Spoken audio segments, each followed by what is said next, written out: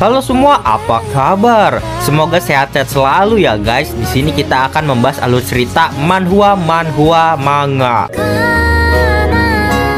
Bagi yang belum subscribe bisa dibantu subscribe-nya dan jangan lupa like video ini jika kalian merasa terhibur.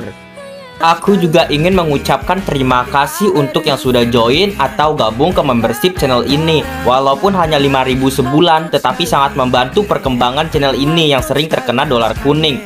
Dan jika ada yang mau mengapresiasi lebih ke channel ini, kalian bisa sawer. Link sawernya ada di deskripsi. Terima kasih banyak. Kali ini kita akan melanjutkan komik yang berjudul Terlahir Kembali Kultivator Terhebat. Oh iya, aku juga sudah membuatkan playlist untuk komik ini. Jadi jika kamu belum menonton part sebelumnya atau kamu mencari lanjutan dari part ini, kamu bisa cek playlist di deskripsi. Terima kasih. Di part sebelumnya diperlihatkan Gu Xuanchen seperti ada yang mengintainya. Dan Gu Xuanchen juga ingin mengetahui apa yang terjadi di dirinya. Ada aura hitam yang sama persis di sini. Langsung saja kita masuk ke part selanjutnya. Di part selanjutnya diperlihatkan di gedung Tianhai. Di wilayah sana terlihat ada sekte magi. Gu Xuanchen melihat sekte magi dari atas tebing. Ya, menurut petunjuk peta, inilah sekte magi. Seharusnya ada kekuatan hukum yang lebih kuat di sini. Namun diperlihatkan ada portal tiba-tiba muncul. Portal itu seperti mata iblis. Kenapa ya sekte magi berubah? Ini portal iblis. Sepertinya ada iblis yang menyusup masuk. Kenapa aku merasa kekuatanku hilang? Mata iblis itu sedang menyerap kekuatan kita. Beberapa orang meninggal di sana. Gu Xuanchen hanya melihat dari atas tebing. Dan Gu Xuanchen juga melihat di tengah-tengah sana ada gedung Tianhai. Ya, Gu Xuanchen mau nggak mau turun ke sana dan melihat beberapa mayat yang sudah meninggal. Akhirnya kita mendapatkan warisan dari Master Tianhai, kata orang-orang di sana. Yuk kita cepat masuk ke istananya. Mungkin bisa menahan serangan mata iblis ini. Gu Xuanchen dan yang lainnya orang masih selamat masuk ke dalam istananya, yaitu pusat gedung Tianhai. Diperlihatkan di dalam. Tempat itu sangat gelap dan menyeramkan. Gu Xuanchen merasa aura prajurit dari luar tidak bisa dirasakan lagi. Sepertinya tempat ini benar-benar terisolasi dari dunia luar. Lalu terlihat ada patung yang sangat menakutkan, besar sekali. Semua orang berteriak, kenapa ya tempat ini terlihat curam? Bodoh, mana mungkin bisa mendapatkan warisan semudah itu? Ya, inilah ujiannya. Gu Xuanchen berpikir, aku pernah membaca di buku kuno Aula Langit. Suku iblis adalah suku yang bermusuhan dengan aliran kebenaran di alam suci. Mereka suka membunuh dan memicu perang. Mungkinkah segel kehidupan sebelumnya aku juga ada hubungannya dengan mereka? Lalu ada yang berbicara di sana.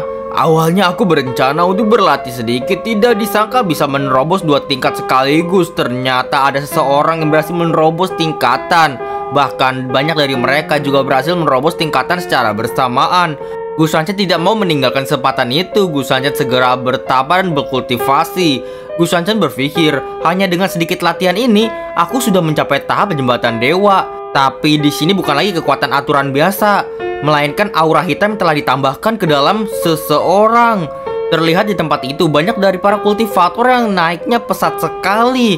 Bahkan mereka tidak mau beranjak, mereka mau terus bertapa. Tetapi seorang murid yang bucat-bucat di mulutnya entah kenapa. Temannya memperingatnya, cepat hentikan, janganlah kamu berlatih lagi.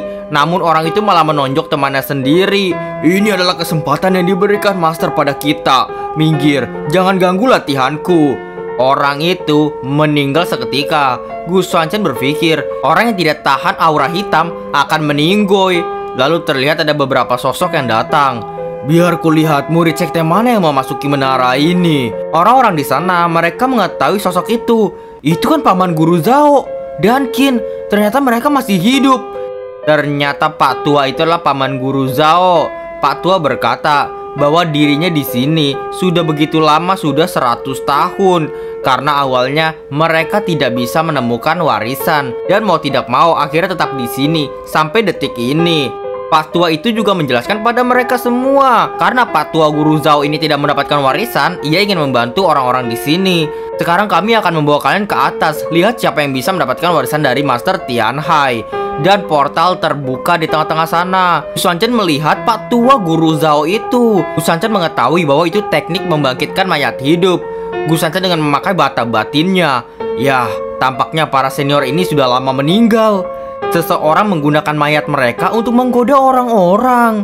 Ternyata Guru Zhao dan yang lainnya sudah meninggal, tetapi mayat mereka dikendalikan oleh seseorang. Lalu diperlihatkan di lantai 2. Murid-murid di sana terkejut karena mereka harus melawan sosok monster yang sangat kuat. Guru Zhao berkata, semuanya jangan takut, ini hanyalah ujian dari Master Tianhai. Lalu ada satu orang di sana yang sok berani. Kalian ya bodoh, karena ini adalah ujian yang ditinggalkan oleh Master Tianhai. Tentu saja harus melaluinya, dan untuk mendapatkan warisan itu tidak mudah. Dia seketika langsung dicabik-cabik oleh monster itu. Badannya terbelah menjadi 2. Sok jago itu meninggal seketika. Diperlihatkan sok jago itu menjadi makanan para monster. Monster banyak sekali berdatangan di sana. Dan terlihat juga ada satu orang yang berhasil menyegel satu monster dengan kekuatan formasinya. Karena hal itu, Guru Zhao berkata pada dirinya, kamu sudah bisa ke lantai 3. Ternyata ini adalah ujian untuk menyegel monster. Lalu diperlihatkan juga ada beberapa murid di sana yang dapat menyegel monster dengan caranya masing-masing. Lalu diperlihatkan Gu Xuanchen di sana ingin menyegel monster itu dengan pedangnya. Tetapi aneh, monster itu seketika menyerah kepada Gu Xuanchen. Diperlihatkan di kepala monster itu muncul perjanjian binatang. Ya, itu perjanjian binatang. Setelah ditandatangani, tidak peduli seberapa kuat binatang iblis itu, satu pikirannya dengan satu pikiran majikannya menjadi satu. Kisah hidup Gu Xuanchen dan informasi di otak Gu Xuanchen akan menyatu melalui kekuatan spiritual. Gu Xuanchen tidak bodoh, dia membentuk kembali pikirannya atau mengatur ulang apa yang terjadi di kehidupannya. Jadi ingatannya itu dikacau balaukan oleh Gu Xuanchen sendiri. Lalu ia menandatangani kontrak dengan hewan itu. Diperlihatkan ada suatu sosok yang melihat Gu Xuanchen di sana. Tuan, apakah dia orangnya? Anak ini memang tidak terpengaruh hukum iblis dari awal hingga akhir. Tapi setelah melalui ikatan binatang tadi, aku membaca ingatannya. Dia memang bukan putra suci Raja Suci Haotian. Tetapi marahlah ketua itu. Kamu bodoh sekali. Jika dia mengacaukan ingatannya, maka kita tidak akan mendapatkan apa-apa. Bawahannya meminta maaf karena hal itu. Maaf, aku yang bodoh.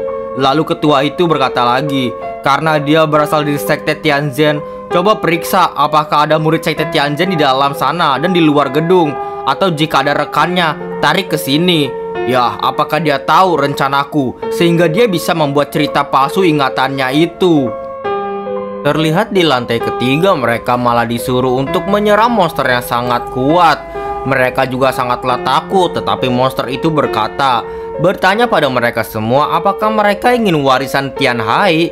Ya jelas mereka menjawab, apakah ini warisan dari Master Tianhai? Aku bersedia, aku bersedia. Mereka semua dikasih kekuatan oleh monster besar itu di lantai 3. Terlihat ternyata mereka diberikan aura hitam yang membuat mereka gila semuanya. Bahkan Gu Xuanchen juga diberikan aura hitam. Gu Xuanchen berpikir, ini bisa mengikis tubuh dan roh manusia. Jika tidak ingin dikendalikan oleh aura hitam, maka harus dimurnikan menjadi kekuatan sendiri. Gu Xuanchen memurnikannya itu dengan kekuatan alam suci surgawi. Lalu terlihat aura hitam itu tidak bisa mengendalikan Gu Xuanchen di sana. Namun Gu Xuanchen dilihat lagi oleh bawahan dari sosok itu. Master, jika dia adalah putra suci, dia pasti akan menolak hukum iblis secara alami. Ya, tapi sekarang hukum iblis terus masuk ke dalam tubuhnya. Ini juga sangat aneh. Ya, mungkinkah aku terlalu banyak berpikir tentang orang ini? Lalu ada bawahannya lagi yang menangkap sekte Tianzian. Mereka mengenal Gu Xuanchen. Lalu dengan teknik pencarian jiwa, master itu memegang kepala mereka dan melihat ingatan-ingatan mereka tentang Gu Xuanchen. Master itu berpikir, orang ini memang benar sih, berasal dari sekte Tianzhen. Hanya saja demi keamanan aku harus menyelidikinya lebih lanjut. Lalu diperlihatkan di lantai keempat, sisa sedikit orang yang berhasil selamat. Hei, lihat, ada orang yang terbaring, tak sadarkan diri. Sepertinya dia terluka parah.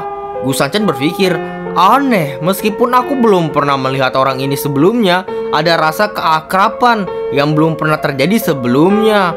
Lalu suara, dalam pengujian terakhir kali ini, diminta untuk menyembuhkan lukanya. Lalu Gu Xuanchen memegang tangan orang itu. Orang itu seketika langsung terbangun dan merespon Gu Xuanchen. Karena hal itu, Master Ketua dia berkata, tubuhnya benar-benar beresonansi dengan anak ini. Dan ia mengeluarkan kekuatan untuk mengontrol orang-orang yang masih tersisa. Terlihat beberapa orang yang selamat di sana terkena aura hitam dikendalikan dan ingin membunuh Gu Xuanchen. Untung saja Gu Xuanchen bisa menghindari serangannya. Gu Xuanchen heran apa yang terjadi. Orang-orang itu terus mengejar Gu Xuanchen, tetapi Gu Xuanchen berhasil mengelak. Gu Xuanchen berpikir serangan dari keduanya mengandung jejak energi hitam. Jika serangan aura balikku tidak mengandung energi hitam, maka identitas dari Gu Xuanchen akan terungkap. Maka dari itu Gu Xuanchen melawan mereka dengan menggunakan aura hitam juga. Mari kita lihat apakah kalian lawan yang layak untukku. Melihat hal itu, Master Ketua di sana kaget. Apa? Itu kan teknik Dewa Iblis. Gu Xuanchen menyabet dua orang yang masih tersisa itu, dan Gu Xuanchen menyerap aura hitam mereka. Master Ketua berpikir, dia menyerap semua seni bela diri iblisnya juga. Dan tiba-tiba Gu Xuanchen belakang Master itu. Kau yang memikatku ke sini bukan? Orang itu langsung bersujud di hadapan Gu Xuanchen. Tianhai telah bertemu dengan utusan Dewa Iblis. Gu Xuanchen pun heran. Apa? Utusan Dewa Iblis? Iya, jika Anda memiliki teknik Dewa Iblis, warisan dari Dewa Iblis, maka Anda adalah utusan yang dikirim oleh Dewa Iblis. Gu Xuanchen bertanya pada orang itu, apakah orang itu adalah Tianhai? Gu Xuanchen juga berpikir, aku kan hanya mengandalkan pemahamanku saja, membalikan kekuatanku menjadi jalan iblis. Tapi tak disangka, aku menjadi utusan Dewa Iblis dianggapnya. Orang itu membuka topeng. Ya benar, saya memang Tianhai yang dihormati oleh dunia. Gu Xuanchen bertanya lagi, apa tujuannya memikat Gu Xuanchen sampai ke sini? Ya, Dewa Iblis mengetahui bahwa Raja Suci Hao Tian akan mewariskan warisannya kepada penerus pilihannya. Tetapi dia tidak tahu apakah satu orang atau banyak orang. Oleh karena itu dia mengatur situasi ini, memungkinkan saya mengelola alam suci, memasuki dunia kultivasi spiritual, mendapatkan ketenaran sebelum meninggalkan jejak. Saya telah mengintai di sini untuk mencari putra suci. Semuanya memenuhi permintaan Dewa Iblis. Saya tidak pernah menyangka akan bertemu dengan utusan Dewa Iblis seperti Anda. Gu Xuanchen bertanya, apakah itu berarti aku sekarang dianggap sebagai bagian dari klan iblis? Mereka itu, lihat, yang disebut kultivator taat, mengelola alam suci. Hati mereka tidak kalah gelapnya dengan kami. Tidak bisakah mereka dianggap iblis juga? Seketika Tianhai merubah orang-orang di sana dengan memakai aura gelapnya, mengontrol mereka menjadi buas. Bahkan ayah ada yang memukul anaknya sendiri. Tianhai berkata lagi, bagaimana dengan alam suci, jalan Dao surgawi, dan bagaimana dengan jalan iblis? Kultivasi iblis adalah cara tercepat untuk mendapatkan kekuatan. Namun Gu Xuanchen mencekik Tianhao. Sejak kapan giliranmu untuk mengajariku?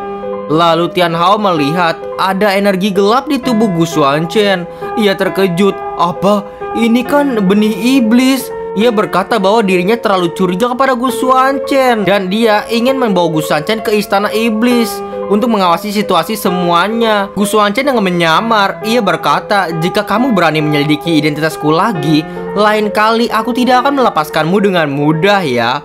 Gu Xuanchen juga berpikir, tapi tampaknya istana iblis berhubungan dengan asal-usulku. Tidak bisa dihindari bagiku untuk menyelidikinya sendiri. Diperlihatkan di lantai 5 gedung Tianhai. Gu Xuanchen diajak oleh Tianhai ke sana. Tianhai berkata, utusan, inilah orang-orang yang kami tangkap di lantai ketiga. Terlihat banyak sekali orang-orang yang dipenjara di sana. Gu Xuanchen berkata untuk melepaskan mereka semua. Namun Tianhai menjawab bahwa mereka semua disediakan untuk Gu Xuanchen, biar nanti diserap oleh Gu Xuanchen, biar Gu Xuanchen kekuatannya menambah lagi. Tetapi Gu Xuanchen berkata, tidak perlu, ini semua rendahan. Aku tidak menginginkan yang rendahan. Maka orang-orang itu dilepaskan. Namun Tianhai berkata lagi, ia juga menjelaskan bahwa dia tidak bisa menangkap putra suci kali ini.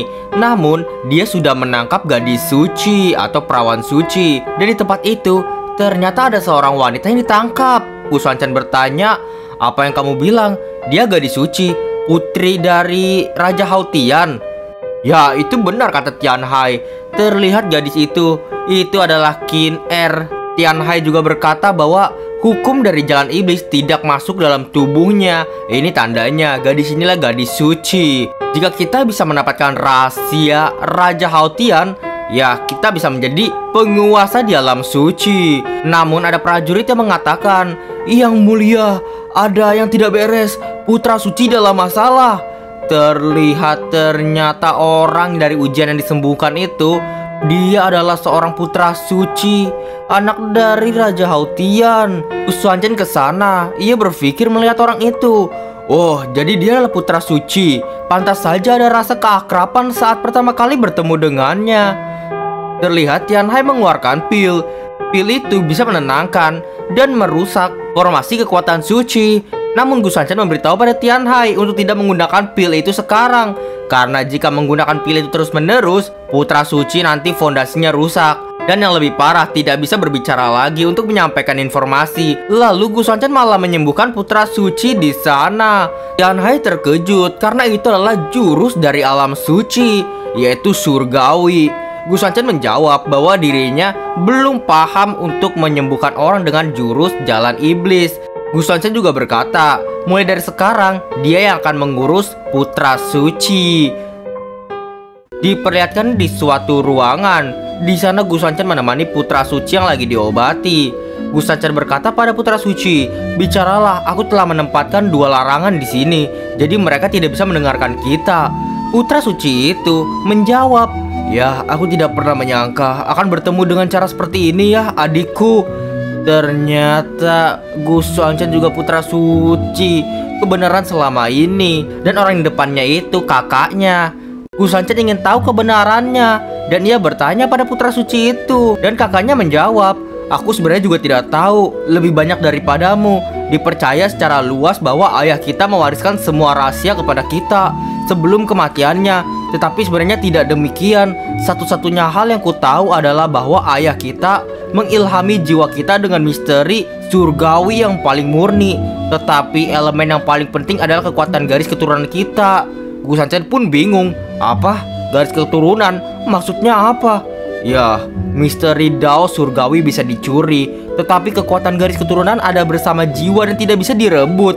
Dengan kekuatan garis keturunan, kita bersaudara, tidak hanya memiliki hubungan, tapi ada yang lebih penting lagi. Tidak peduli apakah kita berjalan di Dao surgawi atau berjalan di jalan iblis ataupun menggunakan teknik iblis, kita pada akhirnya dapat mengubahnya menjadi kekuatan kita sendiri. Ternyata hal itulah kenapa Gu Xuanzhen bisa memakai teknik iblis. Kakaknya juga berkata lagi, "Jika bukan karena kesombonganku saat itu, aku tidak akan terlalu menderita di tangan klan iblis sekarang. Sekarang aku tidak mampu lagi mencapai puncak Dao surgawi. Jika kamu tidak keberatan, aku akan memberikan Dao surgawi milikku kepada dirimu." Ya, ketika kamu memperlakukanku sekarang, aku bisa merasakan bahwa prinsip-prinsip Dao surgawi yang kamu pahami berbeda denganku. Jadi yang kita miliki berbeda masing-masing. Gu Xuanzhen bertanya, "Sejak lahir aku punya segel, mencegahku berkultivasi. Apakah kamu punya situasi yang sama?" Namun kakak Gu Xuanzhen di sana tidak tahu menahu tentang itu, karena sepertinya selama dia hidup tidak ada segel di tubuhnya. Gu Xuanzhen berpikir bahwa kakaknya itu tidak berbohong, dan mengenai segel itu Gu Xuanzhen akan menyelidikinya lebih lanjut. Kakaknya berkata untuk Gu Xuanzhen menyelamatkan gadis itu. Dia adalah keponakan kita. Gu Xuanzhen pun bertanya, "Qin Er yang kamu maksud adalah keponakan kita?" "Ya, aku bisa merasakan resonansi garis keturunan yang samar darinya, menunjukkan bahwa dia memiliki garis keturunan yang sama denganku dan denganmu. Kamu tidak bisa merasakannya karena kekuatan garis keturunannya terlalu lemah. Ini juga berarti dia bukan orang sezaman dengan kita. Aku menduga bahwa ayahnya adalah putra suci, dan ayahnya menurunkan garis keturunan kepada dirinya." Lalu Gu Xuanzhen pergi. Gu Xuanzhen berpikir, seperti yang diduga ya, kekuatan garis keturunan mampu sepenuhnya mengubah hukum jalan iblis menjadi kekuatan kita sendiri. Ini yang memudahkanku dan menyamar di klan iblis. Lalu diperlihatkan di aula iblis. Terlihat Tianhai membawa Gu Xuanzhen di sana. "Rajaku, saya telah membawa orang itu." Namun ada yang berkata, "Jangan mencoba menipu kami dengan memasukkan seorang yang seharusnya menerima warisan dari dewa iblis." Rupanya itulah unicorn. Demon Lord, seorang Lord Iblis. Dia berkata dan tidak percaya kepada Gu Xuanchen. Lalu juga ada Lord yang lain bernama Hundred Eyes Demon Lord. Ia berkata dan juga tidak percaya bahwa semua ini hanyalah omong kosong. Lalu ia mengeluarkan jurusnya dari mulutnya menggunakan jaring-jaring aura iblis. Tapi Gu Xuanchen menahannya dengan aura hitam jalan iblis. Lalu menarik mata 100 itu dengan menggunakan aura hitam Gu Xuanchen. Gu Xuanchen berkata, "Sungguh banyak omong kosong kau ya." Terlihat para Demon Lord yang lainnya terkejut. Ini kan teknik Demon God. Ya, sebagai utusan iblis, apakah ada di antara kalian yang masih ragu-ragu? Terlihat mata 100 di sana tepar begitu saja dengan satu jurus Gu Xuanchen. Semua Demon Lord di sana menyetujui bahwa Gu Xuanchen ini adalah tuan utusan dari dewa. Lalu terlihat Tianhai mengangkat tangan bahwa dirinya yang menemukan utusan dewa. Dan menurut persetujuan klan iblis, bagi siapa yang menemukannya akan ada transfer teknik Demon God kepada dirinya. Gu Xuanchen bertanya, memangnya ada perjanjian seperti itu ya? Gu Xuanchen juga berpikir bahwa si Tianhai ini ingin kuat seorang diri. Tianhai berkata lagi, iya, aku berharap utusan dewa dapat dengan murah hati mengajarinya. Gu Xuanchen menjawab, dia akan memberikan teknik Demon God kepada semua orang yang hadir di sini. Demon Lord seketika terkejut. Apa? Berikan teknik Demon God kepada kami? Tianhai pun marah. Tunggu utusan, ini melanggar aturan. Sekarang klan iblis sedang menurun. Ini adalah cara tercepat untuk meningkatkan kekuatan kita dengan cepat dan menghidupkan kembali klan iblis. Bagaimana Tianhai? Apa kamu setuju untuk melihat klan iblis bangkit kembali? Tianhai tidak bisa berkata-kata lagi. Iya, Tianhai tidak berani. Saya akan mengikuti pengaturan utusan dewa. Diperlihatkan, Gu Xuanchen secara alami tidak akan mengungkapkan teknik lengkapnya, tapi dia hanya menyusun teknik iblis berdasarkan pemahamannya. Dengan alasan memberikan teknik, dia menyeimbangkan 10 Demon Lord secara kekuatan. Dan klan iblis hanya bisa mematuhi untuk memahami esensi sejati secepat mungkin. Dengan kemudian ini, Gu Xuanchen tidak hanya dengan cepat menerobos ke tahap awal ranah Sea of Suffering, tetapi juga memasuki ranah Unparalleled Freedom di domain iblis ini. Ternyata domain iblis itu juga mempunyai tingkatan juga, cuman belum dikasih tahu. Lalu diperlihatkan juga sesekali Gu Xuanchen menghampiri Qin Er. Ya, aku akan meminta seseorang untuk mengurus kebutuhanmu sehari-hari di sini. Jangan bertindak sembarangan. Qin Er yang dipenjara di sana merenung. Ya, dimengerti. Lalu diperlihatkan Gu Xuanchen ditemani oleh Demon Lord pergi ke sebuah pegunungan. Dengan peningkatan wilayahnya, persepsi Gu Xuanchen tentang kekuatan iblis menjadi semakin kuat. Gu Xuanchen juga bertanya, gunung apa di depan sana? Ya, lapor, utusan iblis. Itu adalah gunung Northlock, perbatasan antara klan iblis dan juga klan manusia. Apa? Perbatasan antara klan iblis dan juga manusia. Gu Xuanchen pun bingung. Di wilayah iblis, bukankah seharusnya kekuatan iblis makin kuat? Tapi mengapa kekuatan iblis lebih kuat di dekat wilayah manusia? Ada yang aneh. Diperlihatkan di gunung Northlock, kota perbatasan. Gu Xuanchen telah sampai ke sana seorang diri. Namun ada yang berkata, "Hei, sesama iblis, apakah kamu juga berencana menghasilkan banyak uang di gunung Northlock?" Ternyata mereka adalah sekumpulan iblis anak muda. Demoniot bernama Mojie pemimpinnya.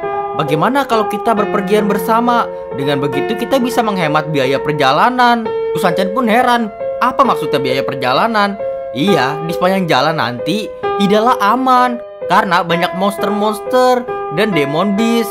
Bagaimana kalau kita bersama-sama saja melawan biar kita mendapatkan uang yang banyak? Karena itu Gu Xuanchen menyetujuinya. Terlihat Moji dan kawan-kawannya. Di sana kawannya berkata, apakah tidak apa-apa? Orang ini bahkan tidak bisa mengubah tanduknya. Dia mungkin menjadi beban bagi kita. Namun si wanita menjawab, jangan menyamakan semua orang. Garis keturunan bawaan seperti saudara Moji ini dia jenius. Lalu mereka pun menelusuri jalan bersama-sama. Apakah ini jalan yang aman yang kamu sebutkan? Tanya Gu Xuanchen. Ya, apa yang disebutkan jalan aman mengisolasi kita dari demon beast di luar sana. Terlihat ada sosok demon beast, tetapi mereka terisolasi, tidak terlihat. Lalu diperlihatkan ada suatu portal di depannya. Itu adalah jalan pintas. Cepat, bagian selanjutnya juga terbuka dan mereka memasuki portal itu. Setelah di dalam sana, mereka itu ingin balik lagi. Gu Sanchen berkata bahwa dirinya itu akan melanjutkan perjalanan ke depan. Para iblis yang lainnya bertanya, "Kamu masih ingin melanjutkan lebih dalam? Apakah kamu tidak ingin hidup lagi? Di depan sana ada banyak sekali demon beast, sangatlah berbahaya." Tetapi dari diri Gu Sanchen ada aura yang sangat hitam dan pekat. Ternyata Gu Sanchen memunculkan tanduknya di sana, merubah dirinya sebagai iblis. Mereka semua terkejut. Dia benar-benar bisa merubah menjadi armor iblis. Lalu terlihat Moji juga ingin bersama-sama dengan Gu Sanchen ke depan sana, karena ia berpikir bahwa Gu Sanchen ini adalah orang yang kuat. Dan di depan gua sana ternyata ada demon Rhinestone dan demon Cloud, di mana mereka bisa menjadi kaya menambang hal ini. Namun Gu Sanchen tidak tertarik. Gu Sanchen masih berpikir energi iblisnya semakin dekat. Ya, di depan sana sebentar lagi. Lalu mereka dikepung oleh para demon beast yang membuat mereka harus bertarung dengan para demon beast itu. Gu Sanchen menyelamatkan mereka semua. Namun ada demon beast yang lainnya lagi terlihat berbeda. Moji berkata bahwa itulah Demonic Leon. Namun anehnya Demonic Leon itu menyerah di hadapan Gu Sanchen. Dia juga menggigit inti dari Demonic Beast. Melihat itu terkejutlah para iblis yang lainnya. Inti Beast juga merupakan suplemen yang bagus untuk dimakan bagi Demonic Leon. Tetapi kenapa Demonic Leon tidak memakannya? Apakah Demonic Leon ini hanya untuk menunjukkan ketundukan mereka kepada pria di depan mereka itu? Gu Sanchen langsung berkata pada Demonic Leon, "Oh, kalian ini mengetahui identitasku ya. Namun berita kemunculanku di sini tidak boleh diberitakan kepada siapapun ya. Kalian mengerti?" Lalu Gu Sanchen menyuruh Demonic Leon ini untuk mengawasi rekan-rekan iblis Moji, yang dimana nanti Gu Sanchen akan pergi. Lalu Gu Sanchen pergi dari sana, meninggalkan Moji dan juga Demonic Leon yang menjaga mereka. Jadi segini dulu untuk alur cerita kali ini. Kita lanjut di part berikutnya di lain waktu. Terima kasih yang sudah menonton dari part 1 hingga sekarang. Kita akan next lanjut secepatnya. Jangan lupa klik like dan subscribe. Dadah semuanya, bye-bye. Terima kasih banyak untuk kalian yang menonton sampai akhir video ini. Dan jika kalian menyukai video ini dan terhibur, jangan lupa untuk like video ini dan komentar di bawah ya. Share ke teman-teman kalian juga yang suka komik biar tahu channel ini. Dan terima kasih sebesar-besarnya bagi kalian yang sudah sawer di link saweria di deskripsi. Semoga kalian sehat-sehat selalu. Oh iya, jangan lupa cek playlist Mimin. Di sana ada banyak alur cerita yang telah Mimin buat. Dan juga semoga kalian terhibur. Sampai jumpa, kita lanjut di video selanjutnya ya. Dadah, bye-bye. Terima kasih banyak telah menonton.